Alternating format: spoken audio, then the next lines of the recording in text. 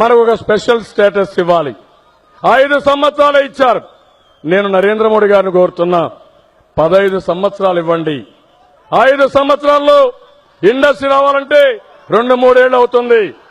అది ప్రారంభమయ్యే లోపల ఆ స్టేటస్ పోతే మళ్లీ అభివృద్ధి ఆగిపోతుంది. అందుకని కనీసం 15 సంవత్సరాలు స్పెషల్ స్టేటస్ ఇమ్మని చెప్పి వారిని కోరుతున్నా. అదే మరి కొంతమంది కావాలని కన్ఫ్యూజ్ చేసి స్పెషల్ స్టేటస్ ఇస్తే ఇది ఒక సంజీవని కింద అన్నీ అయిపోతాయని. ఏం వస్తాయండి? 2 వస్తాయి. ఆ 2లో ఏంటి?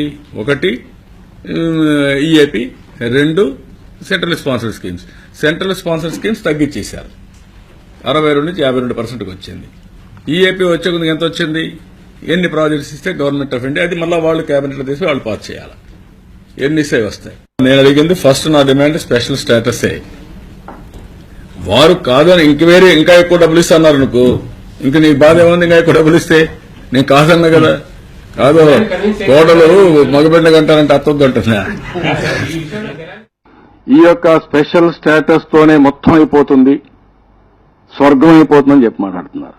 10 ఏళ్లు స్పెషల్ స్టేటస్ వచ్చిన రాష్ట్రాలు స్వర్గాలు అయిపోలేదు. What is the reason?